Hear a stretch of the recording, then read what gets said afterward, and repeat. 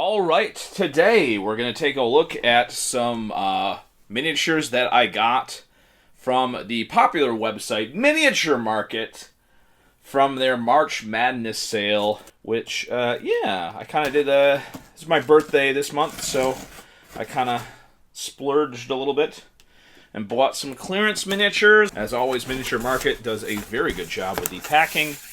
Plenty of protective material. Gotta love that. Very professional. First thing that you'll notice is the Forbidden Fortress Enemy Pack. These are some Takobaki Samurai, which are little... So these are little octopus samurai guys, I believe. So yeah, lovely little mutant... lovely mutant samurai guys would make like really nice. Oh, I guess you could say these could be like mind flayer little guys and stuff. So yeah, that's pretty cool. Oh, and yes, I'm not going to save this to last. This was what I was really excited about. The XXL sized enemy pack.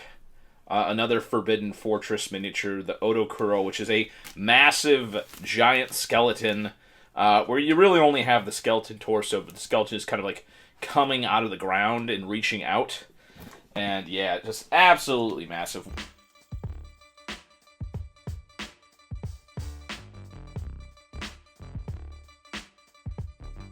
This normally is around, around $35, but I got this for 26, I believe. Yeah, it doesn't around 26 around there. So I thought it was very expensive, but this is such a unique miniature that I've never really seen before.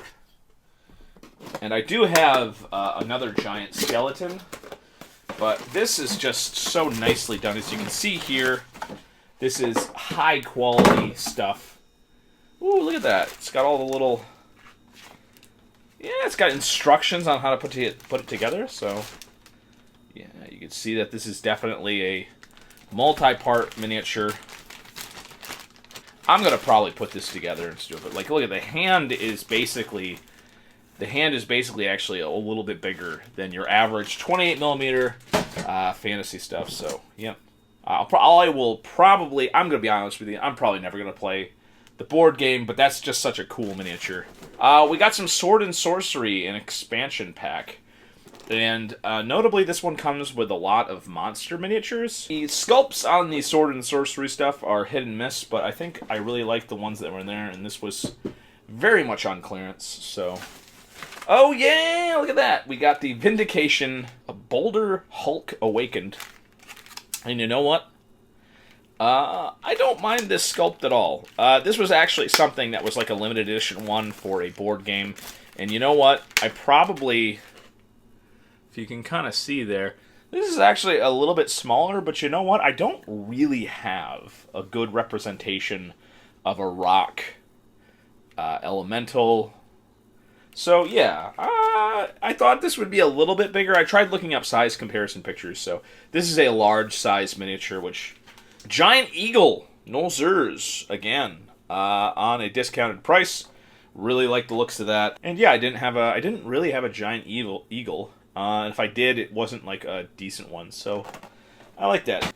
I actually have an unpainted something similar to this, but I don't have anything that looks exactly like a Planetar. So, looking forward to painting this up. Rum and Bones. Now, this is a thing where most of the miniatures from the Rum and Bones stuff are stuff that, like, I really don't like. But these tentacles were very nice looking. And I like the fact that, like, two of the tentacles are, like, holding, like, onto a piece of wood. I don't know why. That just amused me. Obviously, it's supposed to look like they're grabbing stuff from a ship and stuff. But I always thought the tentacles kind of just looked like...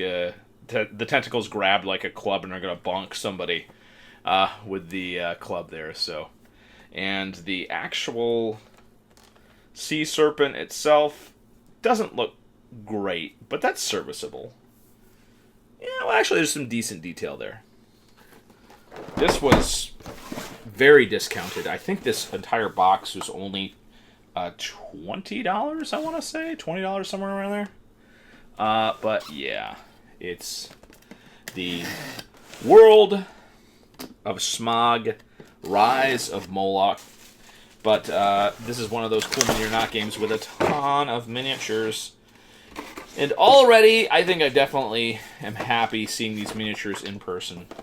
We got some... Ooh, we got a lovely little bag there, too.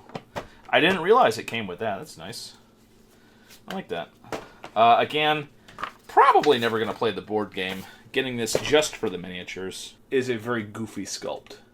If they were all like this, then I probably wouldn't get this, but yeah, that's pretty goofy, but still.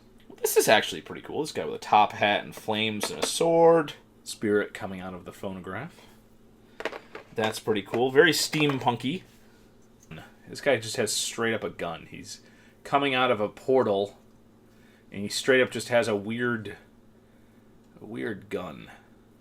Oh, okay. Well worth the $20 then for a miniature that has a winged cat on the bottom of it. But yeah, it's a very interesting miniature. I thought this was yet another pug, but no, it's a little bulldog. Evil clown demon guys, which I didn't think I was going to like, but now that I see them in person, they're not that bad. Oh, kind of like an Elephant Man style like monster. Man, that's a deep cut. A baby carriage with tentacles coming out of it. A headless man summoning their own skull. A spider guy with a massive top hat. He's Egyptian style. I don't want to say Horus, but he's Egyptian style, kind of like guards with the khopesh, and then the... It looks like these are attack baboons. Very scary evil guy, which I think this might be sort of based off the... Well, I don't know. It kind of reminds me of the Babadook, but he's got a little knife and he's got an umbrella. So yeah, these are some very unique miniatures, but you know what? As I look at these, I already am coming up with ideas, so yeah. You know what? Not bad considering what I paid for it. Not going to play the board game, but, you know, I think a lot of these miniatures are definitely worth the price. And I'm already coming up with ideas. I have, like, this idea. I have this little dungeon crawl already set up. The Wonder Mazement Town, which is a kind of like a town based on technology where a bunch of people tried to create a safe technology zone that people would be able to go to, not have to worry about all the weird little fantasy evil and stuff. So I think I'd be able to make maybe a whole campaign and have some of those miniatures crop up. But yeah, I really like this guy too from Forbidden Fortress. I can't wait to get this guy together. I hope he doesn't require much in terms of gap filling. I don't think it looks like... I think this is pretty well put together, so I don't think there's going to be that many gaps, but I'm going to put this together later on. So, yeah. Overall, very happy with this haul.